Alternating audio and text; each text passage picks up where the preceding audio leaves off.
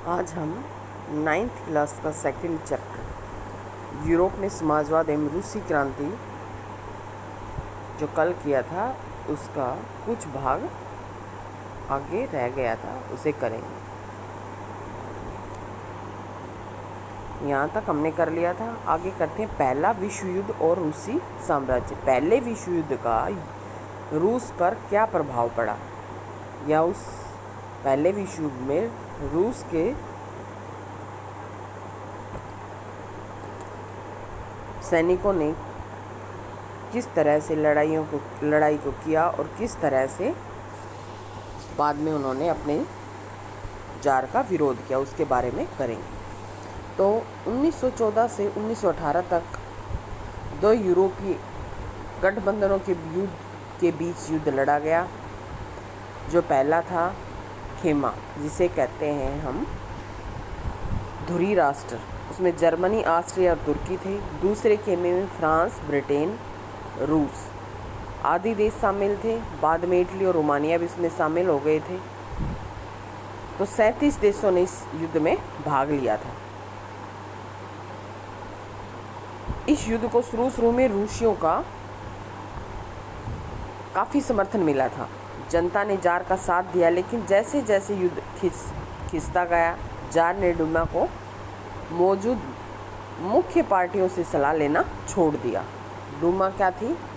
रूस की एक संसद थी। उससे भी जार ने कोई परामर्श नहीं लिया। जन समर्थन कम होने लगा। इससे जर्मनी विरोधी भावनाएं दिनों दिन बलवती होने बढ़ने लगी। जर्मनी विरोधी भावनाओं के कारण लोगों ने सेंट पीटर्सबर्ग के नाम बदलकर पेट्राग्राद रख दिया। तब पूछेंगे पेट्राग्राद किसका नाम है? पीट्सबर्ग का। सेंट पीटर्सबर्ग जर्मन नाम था। जारिना, जार की पत्नी का क्या नाम था? जारिना। वह अलेक्सांद्रा के जर्मन मूल का होना और उसकी घटिया सलाहकार, खास तौर से रासपुतिन नामक एक सन्यासी ने राजशाही को और अधिक लोकप्रिय बना दिया। जो जार की पत्नी है वह किससे सलाह लेती थी? ये क्वेश्चन भी आ सकता है। तो रासपुतिन नामक एक सन्यासी से सलाह लेती थी। 1914 से 1916 के बीच, 1914 से लेके 1916 के बीच जर्मनी और ऑस्ट्रिया की रूसी सेनाओं को भारी पराजय का सामना करना पड़ा था। 1917 तक 70 लाख लोग मारे जा चुके थे। पीछे हटती हुई सेनाओं ने रास्ते में पड़ने वाली हर फसल या इमारत जो भी सेना के सामने आती उन सबको ध्वंस कर दिया था। इस हालत ने सरकार और जार दोनों को लोकप्रिय बना दिया। सिपाही भी तंग हो चुके थे। अब वे लड़ना नहीं चाहते थे, क्योंकि जो फर्स्ट वर्ल्ड वार था वो काफ़ी समय तक चला था, जिसके कारण लोग भी अब परेशान हो चुके थे। बाल्टिक समुद्र, जो बाल्टिक समुद्र था उसके जर्मनी का कब्जा होने से औद्योगिक आपूर्ति बंद हो चुकी थी। जो बाल्टिक क्षेत्र था वहाँ पर जो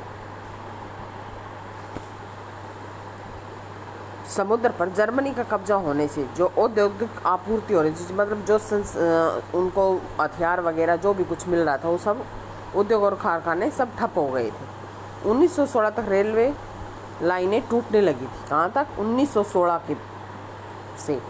और 1916 की सदी में अनाज की दुकानों पर अक्सर दंगे होने लगे थे, क्योंकि जब युद्ध होता है तो हर चीज़ का प्रभाव हर जगह पड़ता है, चाहे वो उद्योग धंधे हो, चाहे वो सेना हो, या कोई संसाधन जैसे रेलवे वगैरह हो, या फिर अनाज हो, खाने की कोई वस्तु हो, हर चीज़ पर उसका प्रभाव पड़ता है।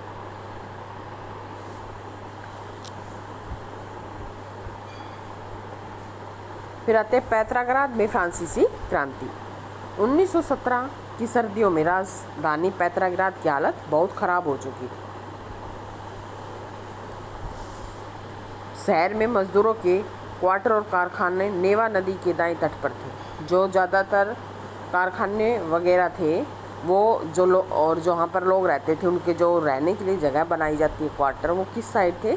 नेवा नदी के दाएं तट पर थे। अब पूछा जाए कौन सी नदी के पास थे, तो नेवा नदी के, और किस साइड थे, तो दाएं तट पर थे।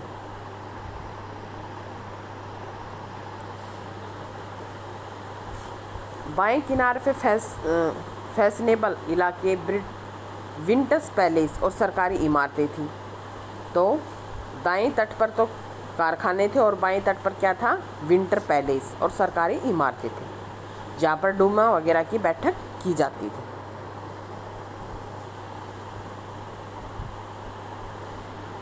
संसदीय प्रतिनिधि चाहते थे कि निर्वाचित सरकार बची रहे, इसलिए जार द्वारा डूमा को भंग करने के लिए की जा रही कोशिशों का विरोध कर रहे थे। जो निर्वाचित मतलब एक तरह से जो जार था वो डूमा को भंग करना चाहता था, लेकिन लोग चाहते थे कि अगर डूमा को भंग करे तो सरकार भंग हो जाएगी। फरवरी में मजदूरों के इलाकों में खाद्य पदार्थों की भारी कमी होने लगी। जो फरवरी माह था उसमें भारी कमी होने के कारण 22 फरवरी को दाएं तट पर स्थित फैक्ट्रियों में तालाबंदी करने शुरू कर दी, जिससे समर्थन में 50 अन्य फैक्ट्री और मजदूरों ने भी हड़ताल कर दी। तालाबंदी होने के बाद जो अगले दिन फैक्ट्रियों के मजदूर उनके समर्थन में खड़े हो जाते हैं और क्या करते हैं कि अन्य फैक्ट्रियों के मजदूरों ने भी हड़ताल कर दी और वो भी उनका साथ दे रहे हैं धरने प्रदर्शन में। बहुत सारे कारखानों में हड़ताल का नेतृत्व तो औरतें कर रही थी। इसी दिन के बाद अंतर्राष्ट्रीय दिवस जो अब हम मनाते हैं अंतर्राष्ट्रीय दिवस, वो 8 मार्च का होता है। वो इसी रूसी क्रांति के बाद से के नाम मतलब यहाँ पर औरतों के समर्थन से ही शुरू होता है।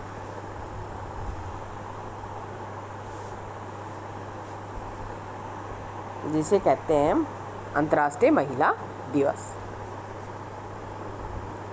जब फैशनेबल रिहायशी इलाके और सरकारी इमारतों को मजदूरों ने घेर लिया तो सरकार ने कर्फ्यू लगा दिया कि जिससे लोगों का आना जाना बंद हो जाए। शाम तक प्रदर्शन तीव्र हो गया और 24 और 25 तारीख को वे फिर इकट्ठा होने लगे। मतलब 22 तारीख को तो उसके बाद तो कुछ वो हो गया, और उसके बाद क्या होता है 24 और 25 को किसान दोबारा से इकट्ठे हो रहे हैं। 24 और 25 तारीख को रविवार 25 फरवरी को सरकार ने डूमा को बर्खास्त कर दिया। अब पूछा जाए डूमा को बर्खास्त कब किया गया, तो 25 फरवरी को। सरकार के इस फैसले के खिलाफ राजनीतिक बयान देने लगे और 27 को प्रदर्शन ने पुलिस मुख्यालयों पर हमला करके उन्हें तहस नहस कर दिया।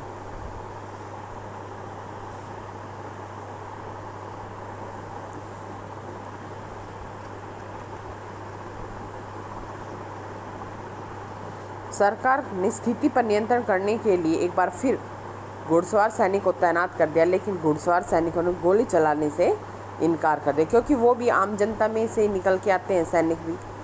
उस शाम को सिपाही और मजदूर एक सोवियत रूस की स्थानीय स्वशासित संगठन या परिषद का गठन करने के लिए डूमा के बैठक स्थल पर जमा हुआ, जिसे पेट्राग्राद सोवियत का जन्म हुआ।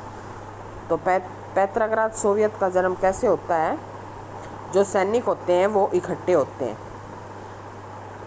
डूमा की बैठक हुआ करती थी, यहीं से पेट्राग्राद सोवियत का जन्म होता है।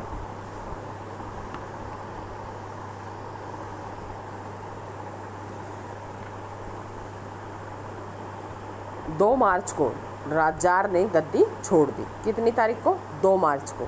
देखो 22 से तालाबंदी शुरू हुई, 24 और 25 को लोग दोबारा इकट्ठे हुए। डूमा को 25 को बर्खास्त कर दिया गया। आगे चलकर 2 मार्च को जार ने गद्दी छोड़ दी। सोवियत रूस के नेताओं ने अंतरिम सरकार बनाई। अब जो सोवियत और डूमा के नेताओं ने कौन सी सरकार का गठन किया है, डूमा का। डूमा को बर्खास्त करने के बाद कौन सी सरकार बन गई, अंतरिम सरकार बन गई। तय किया गया कि रूस के भविष्य के बारे में फैसला लेने की जिम्मेवारी किसके, संविधान सभा को सौंप दी जाए।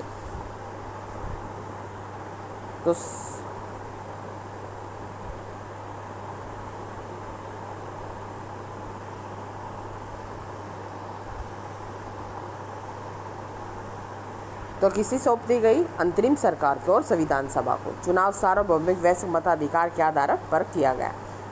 तो अब कौन सा चुनाव की प्रक्रिया कौन सी अपनाई जा रही है, सार्वभौमिक मताधिकार। सार्वभौमिक मताधिकार को अपनाया जा रहा है। फिर उसके बाद फरवरी के बाद अंतरिम सरकार में सोवियत अधिकारी जो होते हैं सैनिक अधिकारी, भूस्वामी, उद्योगपति प्रभावशाली थे। उन्होंने उदारवादी और समाजवादी जल्द से जल्द निर्वाचित सरकार का गठन चाहते थे। जनसभा करने और संगठन बनाने पर लगी पाबंदी हटा दी गई। पेट्रोग्राद सोवियत की तर्ज पर एक सब जगह सोवियतें बना लिए गए। क्या बना लिए गए? सोवियतें बना दिए गए। अप्रैल 1917 में बोल्शेविकों के निर्वाचित नेता पूछे जाएंगे लेनिन। व्लादिमीर लेनिन रूस से लौट रहे थे। लेनिन के नेतृत्व में बोल्शेविक 1914 से ही युद्ध का विरोध कर रहे थे। तो अप्रैल 1917 में लेनिन कहाँ से लौट रहा था? रूस लौट आए। मतलब जहाँ पहले उस टाइम पर वो रूस में नहीं थे, लेकिन अप्रैल 1917 में लेनिन रूस लौट आया। लेनिन ने बयान दिया कि युद्ध समाप्त किया जाए। लेनिन ने युद्ध को समाप्त करने की घोषणा की और उसने 3 शर्तें रखी, जिन्हें हम कहते हैं अप्रैल थीसिस। क्या नाम दिया गया उन्हें? अप्रैल थीसिस का। वो 3 शर्तें क्या थी? एक तो युद्ध बंद किया जाए। क्या कर दिया जाए? युद्ध को बंद कर दिया जाए। दूसरा क्या थी? बैंकों का राष्ट्रीयकरण किया जाए। तीसरी क्या थी? सारी ज़मीन किसानों के हवाले कर दी जाए। जो ज़मीन थी वो किसानों को दे दी जाए। एक तो युद्ध बंद कर दिया जाए, दूसरा क्या है? बैंकों का राष्ट्रीयकरण कर दिया जाए, और तीसरा क्या है? सारी ज़मीनें किसानों के हवाले कर दी जाए। ये इसकी 3 अप्रैल थीसिस के नाम से जानी जाती हैं शर्तें। उन्हें सुझाव दिया कि बोल्शेविक पार्टी का नाम कम्युनिस्ट पार्टी रख दिया जाए। जो उनकी बोल्शेविक पार्टी था उसका नाम उन्होंने क्या रख दिया? Communist party.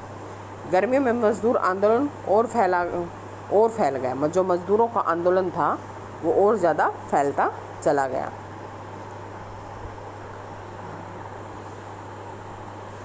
औद्योगिक इलाकों में फैक्ट्री कमेटियां बनाई गई। ट्रेड यूनियनों की तादाद बढ़ने लगी। सेना में सिपाहियों की समितियां बनने लगी। जैसे जैसे अंतरिम सरकार की ताकत कम होने लगी, बोल्शेविकों का प्रभाव बढ़ने लगा। जो अंतरिम सरकार थी या फिर संवैधानिक सभा थी, उसका जो महत्व था वो क्या हो रहा था? अब धीरे धीरे घटता जा रहा था। और किसका बढ़ता जा रहा था? बोल्शेविक या फिर कम्युनिस्ट पार्टी का। गांव में किसानों और उनके समाजवादी क्रांतिकारी नेता भूमि पुनर्वितरण के लिए दबाव डालने लगे। जुलाई से सितंबर के बीच किसानों ने बहुत सारी ज़मीन पर कब्जा कर लिया। तो लोगों ने भी अब खुद से, जो किसान थे, उन्हें ज़मीनों पर कब्जा करना शुरू कर दिया है।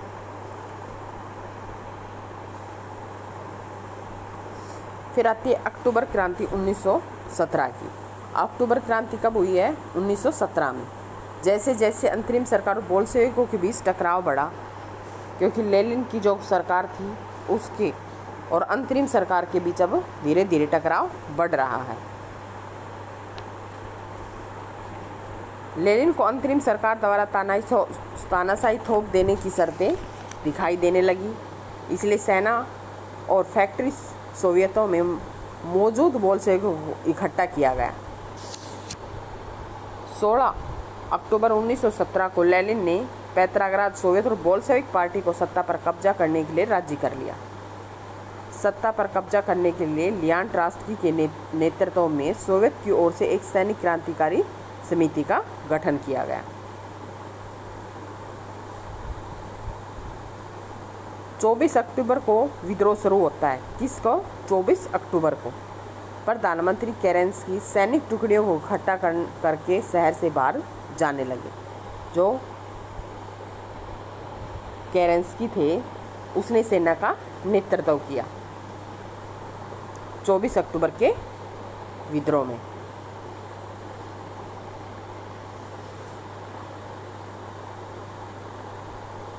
सरकार ने वफादार सैनिकों ने 2 बोल्शेविक अखबारों के दफ्तरों पर घेरा डाल दिया और टेलीग्राम होते हैं या दफ्तरों पर नियंत्रण प्राप्त करने और विंटर पैलेस की रक्षा के लिए सरकार समर्थन सैनिकों को रवाना कर दिया।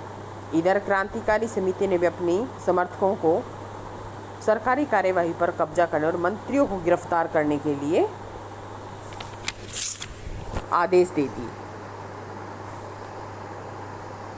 जो ओरा नामक युद्धपोत था, कौन सा? ओरा युद्धपोत ने विंटर पैलेस पर बमबारी शुरू कर दी। अब धीरे धीरे पूरे शहर क्रांतिकारी समिति के नियंत्रण में आ चुका था और मंत्रियों ने आत्मसमर्पण कर दिया। जो मंत्री थे उन्होंने भी क्या कर दिया? आत्मसमर्पण कर दिया। अन्य शहरों में बगावतें होने, जो पास के देश थे ना, पास के जो क्षेत्र थे वहाँ पे क्या होने लगी? बगावतें होने लगी। दिसंबर तक मॉस्को पेट्रोग्राद इलाके पर बोल्शेविकों का नियंत्रण हो गया। तो कौन से मंथ में? दिसंबर मंथ में मॉस्को पेट्रोग्राद पर बोल्शेविक जो लेनिन की पार्टी थी उसका नियंत्रण हो गया है। फिर अक्टूबर के बाद क्या बदलाव हुए? अब जब उसके बाद रूस में क्या बदलाव होते? बोल्शेविक निजी संपत्ति की व्यवस्था की पूरी तरह से खिलाफ थे। जो बोल्शेविकों का जो खेमा था वो पूरी तरह से इसके खिलाफ था। अब जो ये रूसी क्रांति की जो तारीख रखी गई है 1 फरवरी 1918, एक जूलियन कैलेंडर की अनुसरण किया गया है। मतलब जो ये तारीख है ये एक जूलियन कैलेंडर के आधार पर है। और जो ग्रेगोरियन कैलेंडर अपनाया गया है सरकार ने, कौन सा अपनाया? रूस की सरकार ने। ये जो 1 फरवरी 1918 की तारीख थी ये तो थी जूलियन कैलेंडर के अनुसार, और इनकी सरकार ने कौन सा कैलेंडर अपनाया? Gregorian calendar. Gregorian calendar Julian calendar से 13 दिन आगे चलता है। तो इसका मतलब क्या हुआ? जो फरवरी क्रांति 12 मार्च को हुई उसे अक्टूबर क्रांति या 7 नवंबर को संपन्न हुई थी। इसलिए इन क्रांतियों में ये डिफरेंस या डेट की तारीख का डिफरेंस देखा जाता है, क्योंकि जो पहले था वो जूलियन कैलेंडर था, उसके बाद ग्रेगोरियन कैलेंडर आया। इन दोनों में डिफरेंस है 13 दिन का। इसके कारण इस डेट में कहीं भी इसकी फरवरी क्रांति 12 मार्च को होती है और अक्टूबर 7 नवंबर को, इसलिए इनमें ये 13 दिन का डिफरेंस है। फिर आती है अक्टूबर के बाद क्या बदला? बोल्शेविक निजी संपत्ति की व्यवस्था की पूरी तरह से खिलाफ थे। उद्योग और बैंकों का नवंबर 1917 में की गई राष्ट्रीयकरण किया जा चुका था। मतलब उद्योग और बैंक नवंबर 1917 में ही राष्ट्रीयकरण किया जा चुका था इनका, बैंकों का। जमीन को सामाजिक संपत्ति घोषित कर दिया गया था। जो जमीन थी किसानों की उसे क्या कर दिया? सामाजिक संपत्ति घोषित कर दिया गया। और बैंकों का क्या हो गया? राष्ट्रीयकरण। जमीन को सामाजिक संपत्ति घोषित कर किसानों को सामंतों की जमीनों पर कब्जा करने की खुली छूट दी गई थी। सेना और सरकार अफसरों की वर्दियां बदल दी गई। 1918 में सोवियत टोपी, जो सोवियत टोपी थी उसे क्या कहा जाता था? 1918 में उसे कहते थे बुतियोनोका का चुनाव किया गया। और बोल्शेविक पार्टी का नाम बदलकर रूसी कम्युनिस्ट पार्टी कर दिया गया, क्योंकि ये नाम तो पहले भी लेनिन ने रख दिया था इस पार्टी का, बोल्शेविक की जगह कम्युनिस्ट पार्टी। नवंबर 1917 में बोल्शेविक ने संविधान सभा के लिए चुनाव करवाए। इन चुनाव में उन्हें बहुमत नहीं मिला। जो चुनाव करवाए गए थे उनमें बोल्शेविकों को बहुमत नहीं मिला। जनवरी 1918 में असेंबली ने, जनवरी 1918 में जो सोवियत असेंबली है उसके प्रस्ताव को खारिज कर दिया गया। लेनिन ने असेंबली बर्खास्त कर दी। उनका मतलब था कि असेंबली के मुकाबले आखिर रूसी सोवियत क्रांति कहीं ज़्यादा लोकतांत्रिक संस्था है। मार्च 1918 में बोल्शेविक ने ब्रेस्ट लिस्टोव्स्क में जर्मनी की संधि की। अब पूछा जाए ब्रेस्ट लोस्टक की संधि किसके बीच हुई? तो जर्मनी के बीच हुई। कब हुई? 1918 में।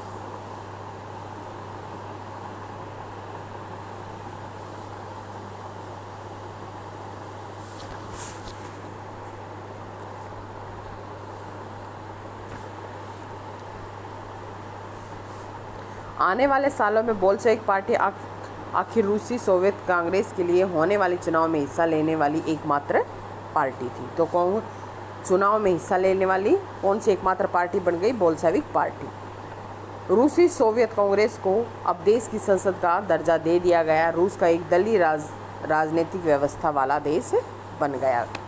आगे चल के क्या बन गया? एक दलीय राजनीतिक व्यवस्था वाला, जिसमें एक ही दल चुनाव लड़ेगा। गुप्तचर पुलिस। अब जो गुप्तचर होते थे उस पुलिस को क्या कहते थे? उन्हें कहा जाता था चेक। किस नाम से जाना जाता था उन्हें? चेक के नाम से। और बाद में OGPU या फिर एनकोविया के नाम दिया गया। अब उनमें क्वेश्चन आ सकता है गुप्तचर पुलिस के क्या नाम था, तो उसमें चौका भी हो सकता है। बाद में उसको क्या नाम दे दिया? OGPU और NKVD ये नाम गुप्तचर पुलिस के रख दिए गए। बोल्शेविक को आलोचना करने वालों को दंड दिया जाता था, लेकिन पार्टी द्वारा थोपी गई सेंसरशिप के कारण बहुत सारे लोगों का पार्टी में मोहभंग भी होने लगा था, क्योंकि उन्होंने क्या लगा दिया था? सेंसरशिप।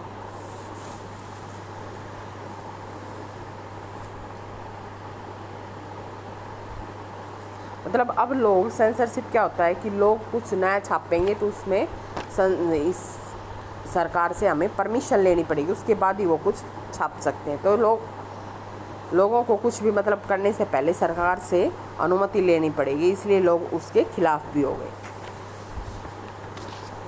जब फिर आता है आगे गृह युद्ध। जब बोल्शेविकों ने जर्मनी के पुनर्वितरण पर आदेश दिया तो रूसी सेना टूटने लगी, क्योंकि ज़्यादातर सिपाही किसान थे, वो सेना छोड़कर जाने लगे।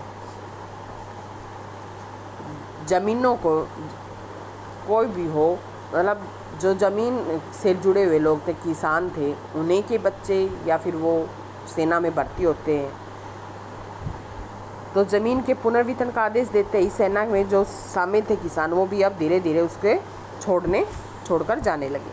गैर बोल्शेविक सामाजिक उदारवादी और राजशाही के समर्थक बोल्शेविक रेड्स जिनको बोलते बोल्शेविकों को क्या बोला जाने लगा? रेड्स से लड़ने के लिए टुकड़ियाँ संगठित होने लगी। 1918 और 1919 में रूसी साम्राज्य के ज़्यादातर किसानों पर सामाजिक क्रांतिकारियों, ग्रीन्स और जार समर्थकों का ही नियंत्रण रहा। 1918 और 1919 तक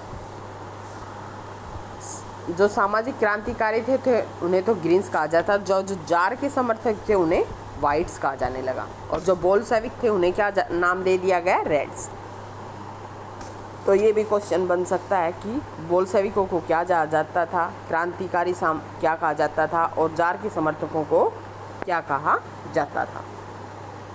जनवरी 1920 जो जनवरी 1920 में भूतपूर्व रूसी साम्राज्य के ज़्यादातर हिस्सों पर बोल्शेविकों का नियंत्रण कायम हो चुका था। गैर रूसी राष्ट्रीयताओं को सोवियत संघ USSR, कौन सा है? USSR दिसंबर 1922 में रूसी साम्राज्य में से बोल्शेविकों द्वारा स्थापित के अंतर्गत राजनीतिक स्वायत्तता दे दी गई थी। मतलब जो उन्हें घूमने फिरने की स्वतंत्रता दे दी गई थी। फिर आता समाजवादी समाज का निर्माण। और रूस में समाजवादी समाज का निर्माण कैसे हुआ? गृह युद्ध के दौरान बोल्शेविक ने उद्योग, बैंकों, राष्ट्रीयकरण को जारी रखा, शासन के लिए केंद्रीकृत नियोजन की व्यवस्था लागू की, साथ ही पंचवर्षीय योजनाएं बनाई गई। सबसे पहले पंचवर्षीय योजनाएं कहाँ बनी है? तो वो रूस में बनी है। ठीक है, पहली पंचवर्षीय योजना, जो पहली पंचवर्षीय योजना थी वो कब से कब तक रही है? 1927 से 1932 तक। ये क्वेश्चन भी आ सकता है, पंचवर्षीय योजना रूस में कब लागू हुई? तो 1927 में। दूसरी पंचवर्षीय योजना कब से कब तक रही है? 1933 से 38 के दौरान। केंद्रीय नियोजकों के आर्थिक विकास को काफ़ी गति मिली, औद्योगिक उत्पादन बढ़ने लगा, नए औद्योगिक शहर विकसित हो गए, मगर तेज़ निर्माण कार्यों के दबाव में कार्य स्थिति खराब होने लगी। मतलब हर चीज़ का निर्माण जल्दी से किया जाए, इसके कारण क्या होने लगा? स्थिति खराब होने लगी थी। फैक्ट्री कारखानों में किसानों को विश्वविद्यालय में दाखिला दिलाने के ये इंतजाम किए गए।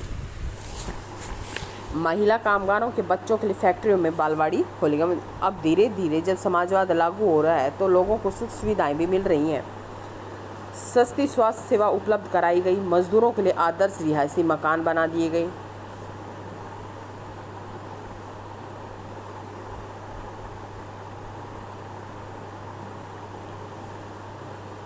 अब उसके बाद आता है स्थानीयवाद और सामूहिकीकरण।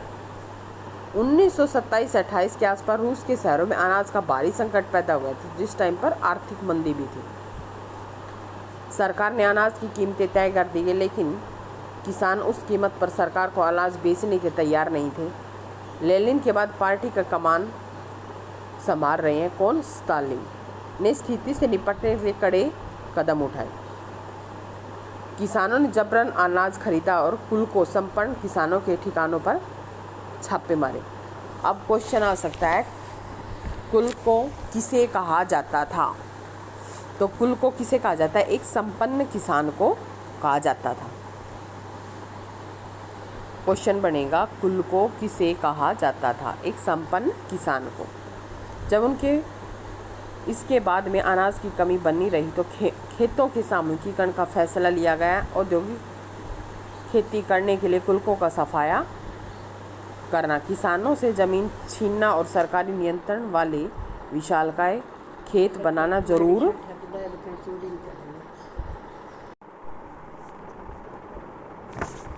तो कुल को कहा जाता था संपन्न किसानों को। इनके बाद भी अनाज की कमी बनी रही, खेतों के सामूहिकीकरण का फैसला लिया गया। औद्योगिक खेती करने के लिए कुलकों का सफाया करना, किसानों से जमीन छीनना और सरकारी नियंत्रण वाले विशालकाय खेत बनाना जरूरी माना गया। 1929 से 1929 से पार्टी ने सभी किसानों को सामूहिक खेती क्लोज काम करने का आदेश दे दिया। तो अब सभी किसान थे वो सामूहिक खेती पर काम करते थे।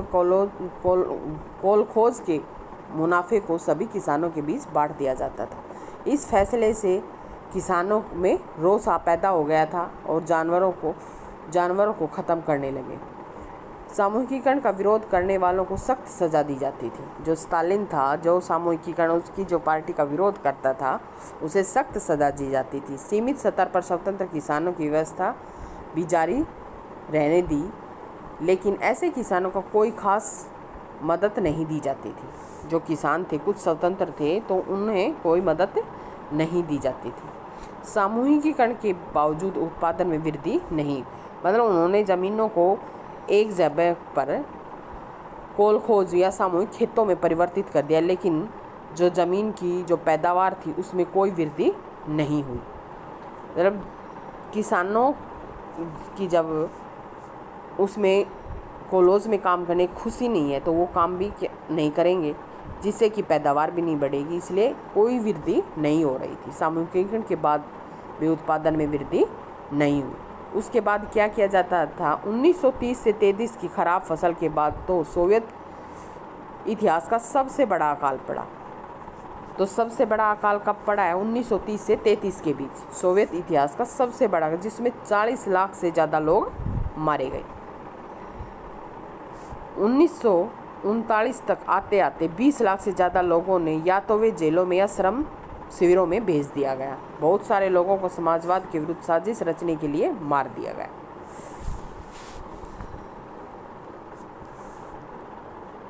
धीरे धीरे करके उन सबको क्या कर दिया गया? जेलों में शिफ्ट कर दिया गया, जिसके कारण लोगों अब दुखी रहने लगे। अब रूसी क्रांति और सोवियत संघ का विश्व पर क्या प्रभाव रहा? मतलब जो रूसी क्रांति थी और सोवियत संघ था, उसका पूरे रूस पर और विश्व पर क्या इम्पैक्ट पड़े? बोल्शेविकों की शासन पद्धति से यूरोप की सामाजिक पार्टियां बहुत सहमत नहीं थी, लेकिन मेहनत कशों के राज्य की स्थापना की संभावना को दुनिया भर के लोगों ने एक नई उम्मीद दी। बहुत सारे देशों में कम्युनिस्ट पार्टियों का गठन किया, जैसे कि कहाँ पे हुई है कम्युनिस्ट पार्टियों का गठन? इंग्लैंड में communist party of great Britain की स्थापना की गई। सोवियत संघ के अलावा भी बहुत सारे देशों के प्रतिनिधियों ने conference of the people of the east 1920 में, फिर कह रहे हैं बोल्शेविकों द्वारा बनाई गई कौन सी है? कॉमिन्टर्स को, जिसे कॉमिन्टर्स इंटरनेशनल 1919 में हिस्सा लिया था, जो पहले बन चुका था, द्वितीय इंटरनेशनल कहा जाता था। कुछ विदेशियों को सोवियत संघ की communist university of the workers of the east में शिक्षा दी गई।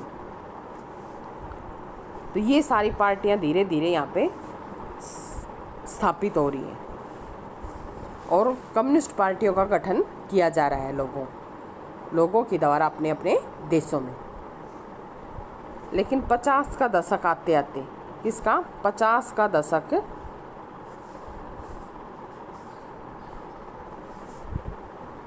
तक देश के भीतर भी लोग यह समझने लगे सोवियत संघ की शासन शैली रूसी क्रांति के आदर्शों के अनुरूप नहीं है।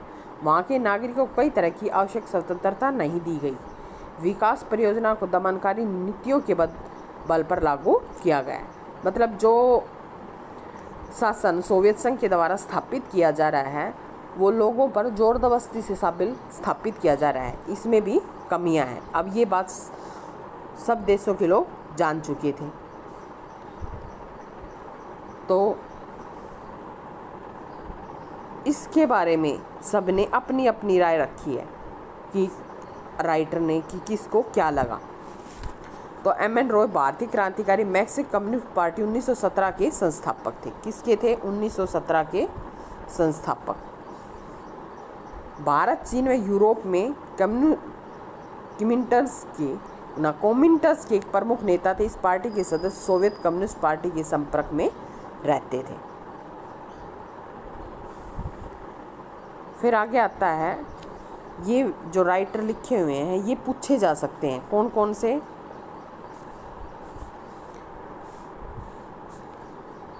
S.R. अवस्थी। और दूसरा कौन सा है?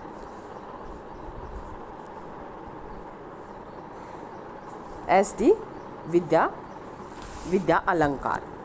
1920 से 21 में रशियन रिवॉल्यूशन, लेनिन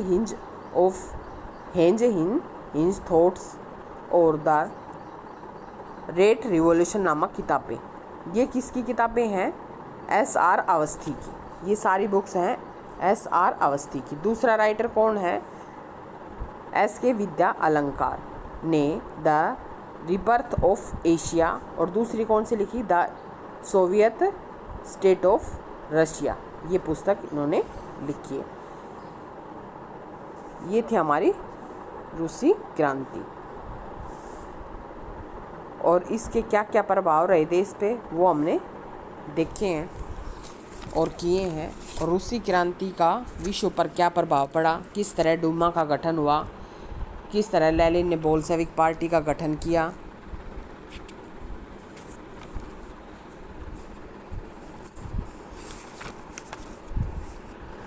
ये थी हमारी रूसी क्रांति। अब नेक्स्ट चैप्टर हम नेक्स्ट वीडियो में करेंगे।